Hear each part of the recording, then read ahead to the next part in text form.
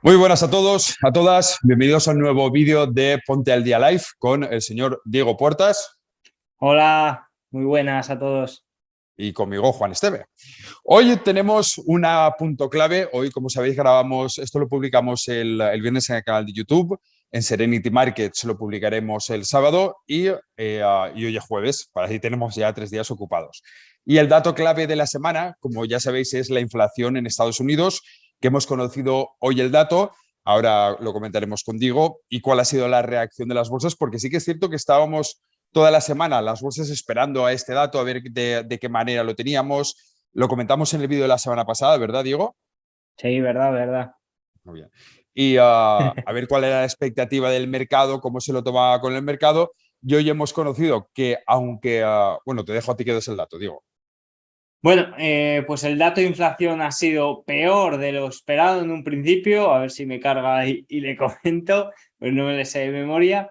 Pero aquí está, el dato de inflación ha sido del 8,2 cuando la previsión era el 8,1 y el IPC subyacente, que también es importante, ha sido el 6,6 cuando la previsión era el 6,5. Esto el anualizado. En el IPC mensual el incremento ha sido un 0,4% cuando se esperaba un 0,2%. Correcto. Yo creo que aquí la clave está en el subyacente sin lugar a dudas, porque al final esto es lo que nos puede dar una pista, y yo creo que al final todas las casas de análisis y también lo que hemos comentado nosotros en semanas anteriores, por dónde va a ir la línea de la Fed en las subidas de tipos. Claro que el IPC subyacente, lejos de estar estabilizándose o retrocediendo, esté aumentando todavía más. Fijaros que yo escuchaba el dato que estamos en el IPC subyacente más alto en los últimos 40 años. O sea, eso es una auténtica barbaridad. 40 años es muchísimo tiempo para este recorrido que tenemos y conforme está la economía. Claro, aquí nos puede dar una pista de cuáles pueden ser los actos que pueda tomar la Fed y la subida de tipos. 75, 100 puntos básicos. ¿Cómo lo ves tú esto, Diego? Bueno, de momento lo que más espera el mercado es la subida de tipos de 75 puntos básicos. Pero ¿qué pasa? Viendo que el empleo no se está viendo afectado, viendo que la inflación sigue siendo superior a la prevista, pues eso sí que nos hace indicar que quizás la Reserva Federal se tiene que poner más las pilas. Pero vamos, yo creo que las previsiones que dieron en la última reunión, yo las va a cumplir. El 4,4 para final de año, yo creo que mínimo eso lo va a cumplir. Luego, si es más, veremos si es más o si en las próximas reuniones cambian su discurso o próximas comparecencias de los funcionarios. Pero eso que dieron, como mínimo, yo creo que lo pueden cumplir. Ahora, viendo que el dato de inflación es superior al esperado, que por ejemplo el dato general veremos el del mes de octubre, porque en el mes de octubre sí que hemos tenido un rally del petróleo, impulsado también por el recorte de producción. Creo que eran como 15 o 16 días seguidos de subida de los precios del gasoil en Estados Unidos. Esto fue el 12 de octubre o el 10 de octubre, pues todo eso se puede ver repercutido en el próximo dato de inflación. Pero sobre todo es eso, el IPC subyacente no frena como esperaban que frenara y eso algo hay que hacer para frenarlo. Al final, reducir la inflación no es tan fácil como se pensaban, es lo que está quedando claro. Claro, aquí tenemos un problema, yo creo que, bueno, existe un problema global, porque ahora leía hace un rato de Goldman Sachs en el que las probabilidades, vamos, eso es lo que dicen ellos, de una recesión global ahora están no, mentira, en las estimaciones del Fondo Monetario Internacional. Las probabilidades de recesión mundial están en un 25%. Claro, aquí lo hemos hablado en semanas anteriores, que la economía o las capacidades que tiene la economía de Estados Unidos de revertir esa situación de alta inflación eran superiores a las de Europa. Pero claro, ahora está quedando latente que a lo mejor es lo que dices tú, es que no es tan fácil. Y es que eso también es a lo que hablábamos, no sé si recuerdo la semana pasada o la anterior, que al final, y volvemos a lo mismo, las políticas económicas que tenemos actualmente están dejando de ser efectivas. No sé si están dejando de ser efectivas, pero que es complicado, porque fíjate tú, están subiendo 75, 75, 75, siendo agresivos, continuando con el discurso, y no hay manera. Bueno, aquí entra un poco en juego también si la inflación es de oferta o demanda, como suelen llamar. Yo creo que cuando daban el discurso este de la inflación es transitoria, podemos frenar la inflación cuando queramos, ahí la inflación quizás era más de demanda. Ahí cuando estábamos en un 4 o 5%, la inflación venía de lo que venía de una salida del COVID, de unos estímulos y demás. Y luego, conforme la guerra de Ucrania y los cuellos de botella se fueron incrementando, pues la inflación fue incrementando y ahí sí que un gran porcentaje de esa subida era por parte de la oferta. ¿Qué pasa? Que para reducir una inflación provocada por la oferta ya no vale solo con políticas monetarias. También hace falta políticas fiscales, hace falta pues energía nuclear, como parece que ya se están abriendo, hace falta estimular a los productores de petróleo y hace falta todo ese tipo de medidas. Entonces, la inflación que tenemos ahora mismo es bajar la parte de la oferta, yo creo que no es tan fácil como pensaban en un primer momento que era de la demanda. Sí, y además es que esto, aparte de la situación económica, lógicamente nos puede hacer replantear también cuál puede ser, ya hilando un poquito en el tema de la bolsa, cuál puede ser la evolución de la bolsa, porque también hemos empezado presentaciones de resultados hoy, ahora lo comentaremos también si te parece, y me he perdido lo que iba a decir. Resultados. Vale. Resultados, exacto. Claro, puede evolucionar mucho a cuál es la situación económica y la situación de las bolsas en diferentes estadios. Hoy, por ejemplo, hemos conocido en las presentaciones de resultados a IAG. Ha presentado resultados, que esto también lo comentábamos hace una semana por hacer un poquito de repaso de lo que vamos comentando. Comentamos también que el sector turístico se podía ver beneficiado en cierta parte.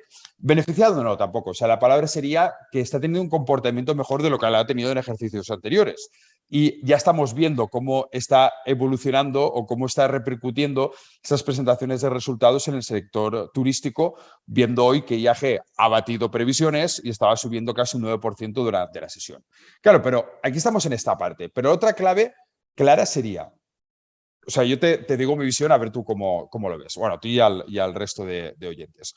Ahora empezamos presentaciones de resultados. En las presentaciones de resultados vamos a empezar a ver ya, yo creo que ya realmente, cuál está siendo el impacto de esa alta inflación en las empresas. Es lo mismo que comentábamos hace unas semanas con Apple. ¿Te acuerdas que hablábamos de que no había tanta demanda del iPhone y tal?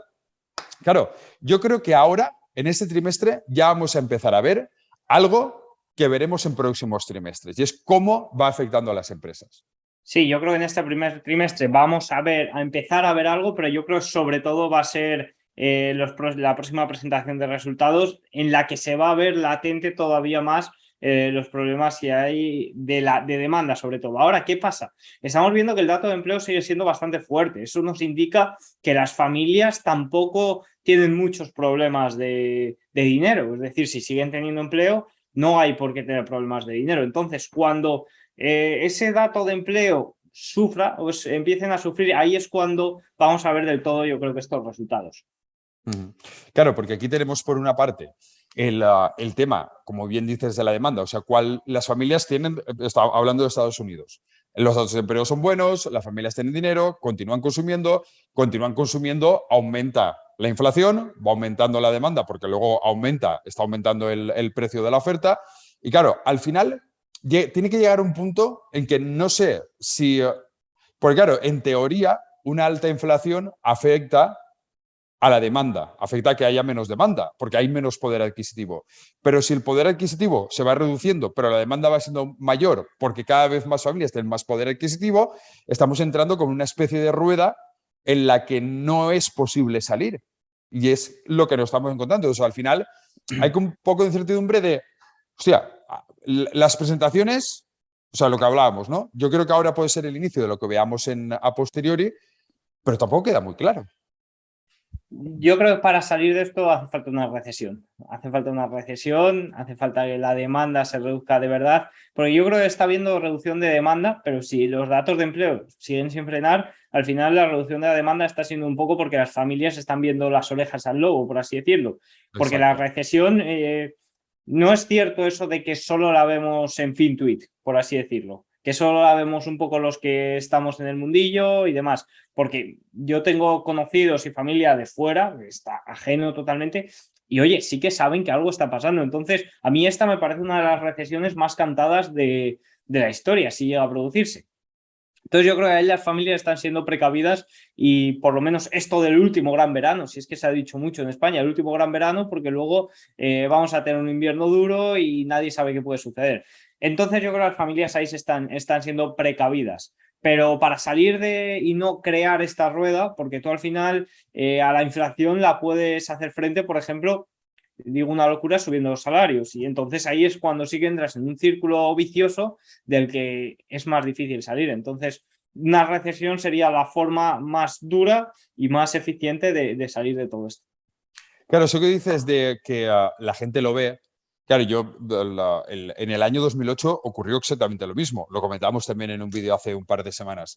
La gente veía que iba a ocurrir. O sea, la gente de la calle, la que no está metida en el mundo de la inversión, saben que algo va a ocurrir. O sea, porque lógicamente tú te das cuenta, viendo la televisión ahora mismo, viendo las noticias, o sea, en todo momento están hablando de la inflación, están hablando del petróleo, están hablando del precio de no sé qué, están hablando de tal. Y al final la gente, es lo que tú dices, crea una especie de temor a no gastar y ese temor a no gastar lo que hace es reducir la demanda también. Entonces, por una parte, es importante, o sea, esto es clave, porque yo creo que lo mismo que ocurre aquí en Europa ocurrirá en Estados Unidos. Quiero decir, aunque tú tengas más poder adquisitivo o continúes teniendo un poder adquisitivo que te lo reduce la inflación, pero además de la reducción de la inflación está el factor psicológico de la reducción del gasto, sí que tiene que verse reflejado. Entonces, aunque los datos de empleo sean buenos, pero si tenemos en cuenta esos dos parámetros, sí que podemos vislumbrar, y pongo el ejemplo que he dicho antes de Apple. O sea, que Apple ya tenga una previsión de que va a vender menos iPhones,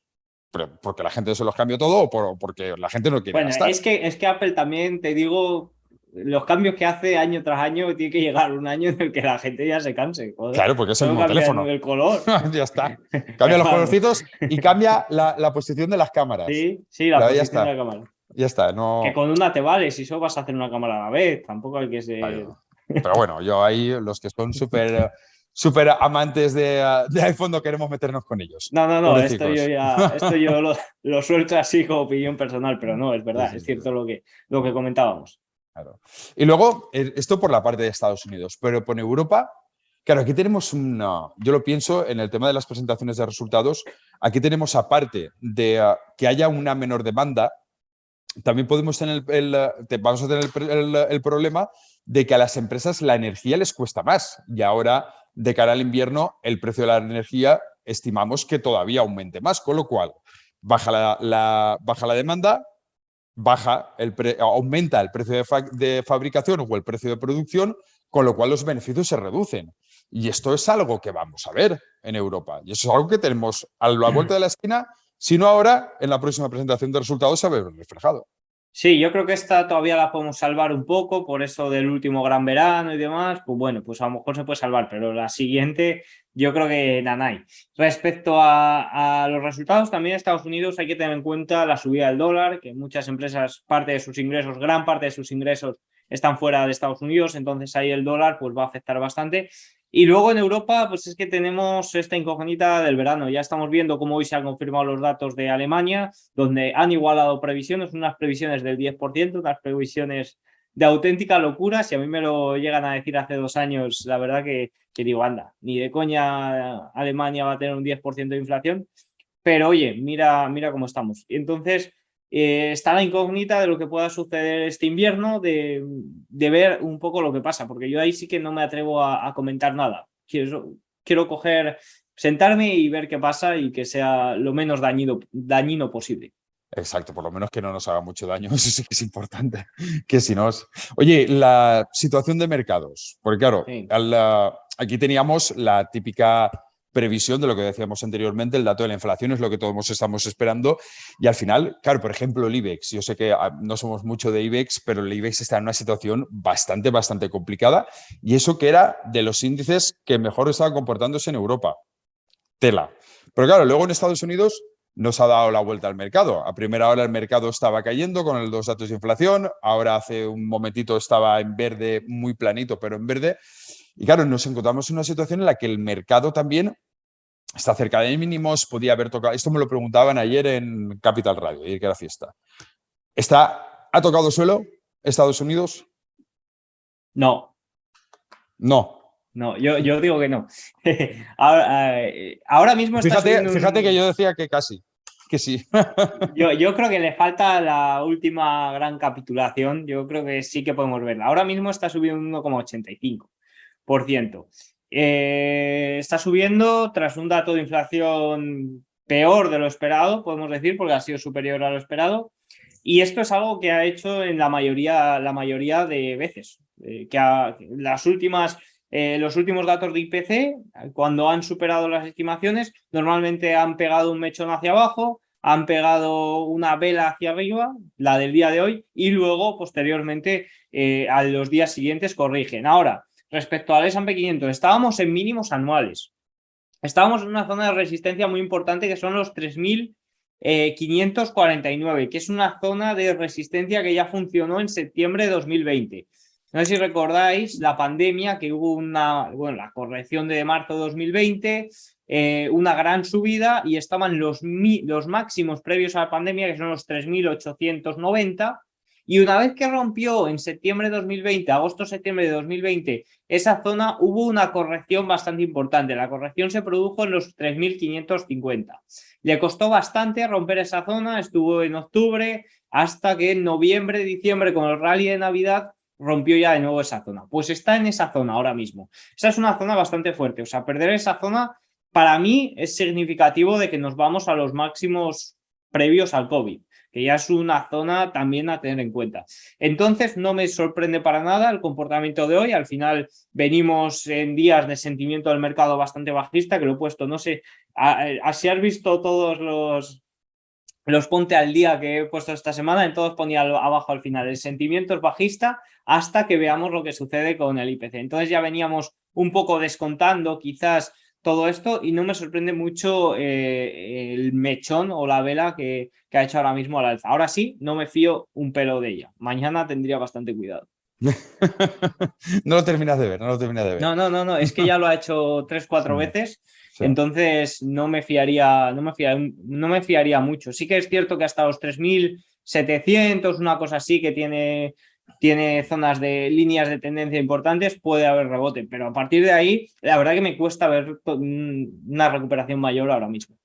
Yo sí que es cierto que ayer, esto lo dije ayer en Capital Radio y lógicamente lo digo hoy porque lo dije ayer, yo sí que preveía que estuviéramos cerca de ese suelo, anticipando o pensando que hoy los datos de inflación iban a ser dentro de la línea de lo que se esperaban, o sea, no como estaban hoy, sino dentro de lo que esperábamos. Sí que es cierto que viendo, al final volvemos al principio, porque yo creo que la clave de todo es conforme está la inflación, que afecta, y lógicamente es el foco, el punto de vista. Claro, a partir de ahí, no lo sé, yo realmente no... Quisiera estar cerca de ello, quisiera pensarlo, pero yo creo que ahora mismo, o sea, si ahora tengamos en cuenta que los datos del IPC del mes pasado ya dejaron al mercado frío, por lo mismo. El subyacente fue peor de lo esperado. Este mes es el segundo que está peor de lo esperado. Si el próximo mes está peor de lo esperado, entonces sí que creo que podemos tener una liada gorda. Y es que mucho tiene que caer el petróleo en lo que queda de octubre para que el petróleo no siga afectando al IPC general, porque la subida que hemos tenido el mes de octubre es bastante considerable y los precios del gasoil o la gasolina allí en Estados Unidos, ya te digo que salió la noticia que llevaban como 12, 13 días subiendo de forma consecutiva. No, y no tienen vistas de bajar porque la OPEP Plus ya ha reducido ya ha reducido los barriles para aumentar el precio, la producción, gracias, no me salía el nombre. La fabricación no fabrican barriles, producen. y claro, todo va en línea a llevar el precio del petróleo a los $100 por barril como mínimo, con lo cual ese no, o sea, va a ser otro problema añadido que vamos a tener. También es cierto que la subyacente no tiene en cuenta el precio de la energía. Pero, no, digo el general. Por el general, correcto. Pero yo creo que ahora la clave está en la subyacente, en cómo se lo pueda tomar el mercado respecto a la inflación subyacente. Bueno, pues no sé si quieres comentar algo más o hasta aquí ha llegado el programa de hoy. Hasta aquí ha llegado el programa de hoy. Es un poquito más corto porque como veis que voy tan arreglado que no es lo normal, es que tenemos un evento y tengo que marchar pronto, pero la semana que viene continuaremos con Ponte al Día Live. Diego, muchas gracias por todo. Nada, a ti por invitarme. Nada, no, si lo hacemos juntos, no te invito. Nada, Que lo cuenta hacemos luego, juntos, tío. coño. Bueno, cuidaros y ni un Ponte al Día Live sin meter la pata. Chao, adiós.